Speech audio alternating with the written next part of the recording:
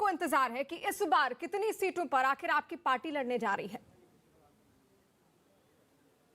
देखिए, कुछ सीटें तय हो गई हैं, उस पर हमने अपने प्रत्याशियों की घोषणा भी कर दी है। लेकिन अभी जो आखिरी चरण के कुछ सीटें हैं उस पर अभी बातचीत चल रही है, तो मुझे लगता है कि जल्द हम उनको भी तय कर लेंगे और उस पर भी हमारे प्रत्याशी घोषित कर दिए जाएंगे।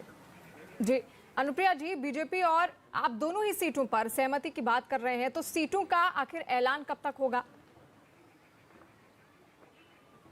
नहीं, हम अपनी सीटें जैसे जैसे भारतीय जनता पार्टी के साथ सहमति बनती जा रही है वैसे वैसे हम अपने प्रत्याशी डिक्लेयर करते जा रहे हैं।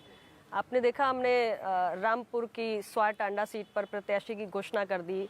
बहराइच नानपारा पर भी घोषित कर दिया, घाटमपुर कानपुर नगर पे भी घोषित कर दिया और मऊरानीपुर पे भी हमने अपना प्रत्याशी घोषित कर दिया।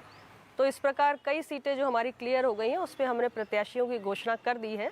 और कुछ सीटें हमारी उस पर थोड़ा सा पेच फंसा हुआ है, डिस्कशन जारी है, उस पर भी जैसे ही क्लियर होता है हम अपने प्रत्याशी घोषित कर देंगे। जी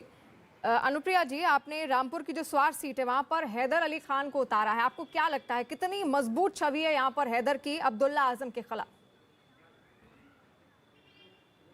देखिए, ऐसा है कि नूर महल की सियासत ने कांग्रेस से अपना दल तक का सफ़र तय किया है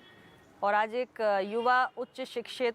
बहुत ही साफ सुथरा चेहरा हमें मिला है और उस परिवार का अपना एक राजनीतिक वजूद है, लोगों के बीच में एक लोकप्रियता भी है और मुझे लगता है कि स्वच्छ ईमानदार छवि वाले इस परिवार के सदस्य जो अपना दल से चुनाव लड़ रहे हैं, रामपुर की जनता उनको निश्चित रूप से पसंद भी कर रही है और रामपुर में परिवर्तन होगा, ऐसा मुझे भरोसा है। ठीक है, यानी कि रामपुर में परिवर्तन होगा। और 2017 चुनाव में 11 सीटें आपको मिली थी और अपना दल ने 9 सीटों पर जीत दर्ज की थी अनुप्रिया जी, और इस बार क्या तैयारी है आपकी, क्या उम्मीदें हैं, क्या रणनीति होगी? पूरी तैयारी है, एक एक सीट जो हम लड़ेंगे अपना दल हर एक सीट पर अपनी मजबूती से जीत दर्ज कराएगा और आप देखिएगा पिछली बार से बेहतर हमारा स्ट्राइक रेट होगा और जितनी भी सीटें हम लड़ेंगे हर सीट हम जीतेंगे और बहुत बड़े अंतर से जीतेंगे। जी अनुप्रिया जी, रामपुर की स्वार सीट से इससे पहले भी आपने जिक्र किया और रामपुर की स्वार सीट पर आपने हैदर अली को उम्मीदवार तो बनाया है, और अब क्या माना जाए कि इस बार आजम खान का जो गढ़ है वो ढहने वाला है? देखिए, निश्चित रूप से वो प्रतिनिधित्व कर रहे हैं उस क्षेत्र में और उनका एक इन्फ्लुएंस रहता है जो चुने हुए जनप्रतिनिधि होते हैं, लेकिन इस परिवार का भी एक लंबा राजनीतिक इतिहास है और कई पीढ़ियां राजनीतिक रूप से यहाँ सक्रिय रही हैं और बहुत इस क्षेत्र के विकास के लिए उन्होंने काफ़ी कुछ काम भी किया है और क्षेत्र की जनता के बीच में एक अच्छी छवि है और मुझे लगता है कि रामपुर में भी अब जनता बदलाव चाहती है और एक अच्छे प्रत्याशी को और एक युवा और उच्च शिक्षित साफ सुथरी छवि वाले प्रत्याशी को चाहती है। तो मुझे इसमें कोई संदेह नहीं है कि इस बार रामपुर में हम एक अलग ही नज़ारा देखेंगे। जी, यानी कि रामपुर में अलग नज़ारा इस बार देखने को मिलने वाला है। आपकी मां की जो पार्टी है और इस बार समाजवादी पार्टी के साथ वो है, कितनी बड़ी चुनौती ये आपके लिए होगी, क्योंकि उनका भी असर उन्हीं इलाकों में है जहां पर आपका प्रभाव है?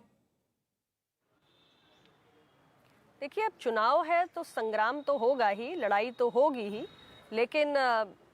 समाजवादी पार्टी की तरफ से जो लोग वहां पर रहे उनके प्रति मुझे लगता है कि रामपुर की जनता के मन में एक कहीं ना कहीं एक कड़वाहट है और रामपुर की जनता परिवर्तन चाहती है। जितना हमने भी वहाँ के अपने कार्यकर्ताओं से समझा है, अनुमान लगाया है, आकलन किया है, इसीलिए हमें लगा कि हमें एक ऐसे प्रत्याशी को मौका देना चाहिए जो वहाँ पर बदलाव का एक संकेत हो सकता है और एक नए युग में, एक नए दौर में रामपुर की जनता को और उस क्षेत्र को विकास के एक नए अध्याय से जोड़ सकता है, उसमें लेकर जा सकता है। जी अनुप्रिया जी, रामपुर की तो आपने बात कर ली, लेकिन रामपुर के अलावा अगर और विधानसभा सीटें देखी जाए जहां पर आप इस बार अपने अपने उम्मीदवारों को रखने वाली हैं, क्या चुनौतियां वहां पर अपना दल देखती है, किस तरीके से उन चुनौतियों से निपटा जाएगा? चुनाव है तो किसी भी चुनाव में तो हम ये नहीं मान के चल सकते हैं कि हमारे लिए कोई रेड कारपेट बिछाकर बैठा हुआ है, लेकिन मैं इतना ज़रूर आपको पूरे विश्वास से कहती हूँ कि अपना दल का एक लंबा इतिहास है और जिस तरीके से 2017 में भी हमारे विधायक जीतकर उत्तर प्रदेश की विधानसभा में पहुँचे और इन 5 वर्षों में जिसमें कोरोना का भी दौर रहा, हमारे कार्यकर्ता जिस तरीके से आम जनमानस से जुड़े रहे, और उनके हितों से जुड़े हुए मसलों को हम उठाते रहे, संघर्ष करते रहे, निरंतर जनता के बीच में हम बने रहे, कभी कटे नहीं। तो मुझे लगता है कि आम जनमानस से जो मेरे पार्टी कार्यकर्ताओं का, हम सभी का जुड़ाव है, उसको देखते हुए हमारा जो उत्तर प्रदेश का हर सीट पे जहां भी हम अपने कैंडिडेट्स फील्ड कर रहे हैं, तो एक हमारी पार्टी के प्रति जो लगाव है, एक बार फिर 2017 की तरह हम सफल होंगे और मैं तो कहूंगी कि 17 से ज़्यादा बेहतर नतीजे इस बार देखने को मिलेंगे। जी, यानी कि 2017 से ज़्यादा मजबूती के साथ इस बार अपना दल सामने आएगी। लेकिन अगर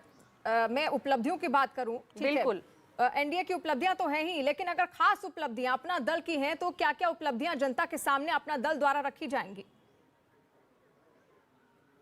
देखिए, ऐसा है कि संयुक्त रूप से सरकार चली है। अपना दल एक सहयोगी दल के रूप में इस सरकार में सम्मिलित रहा और सरकार ने,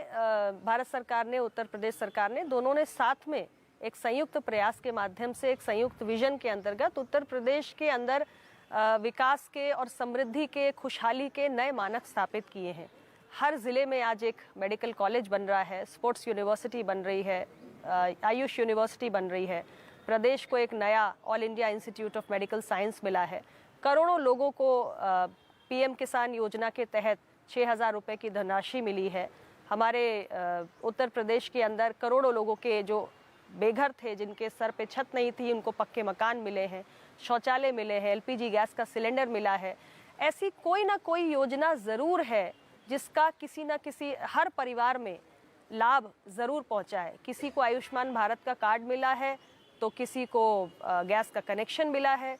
तो कुछ ना कुछ हर परिवार ने प्राप्त किया है, उनके जीवन में एक बदलाव हुआ है। तो ये विकास से संबंधित जो उपलब्धियां हैं, इनको तो हम रखेंगे ही। साथ ही में जो एक दबे कुचले वर्ग के लिए अपना दल ने सदैव संघर्ष किया है, बहुत सारे मसलों का समाधान भी हुआ है, वो सबको भी लेकर हम आम जनमानस के बीच में जाएंगे। आप देखिए, उत्तर प्रदेश के अंदर 69,000 शिक्षक भर्ती का प्रकरण काफ़ी लंबे समय से चल रहा था, उसका भी समाधान हुआ है। नियुक्ति पत्र मिलना बाकी है, उस संबंध में भी हम इस बात को कह रहे हैं, बहुत जल्दी उसका भी समाधान किया जाएगा। तो मुझे लगता है बहुत सारे विषय हैं जिनकी चर्चा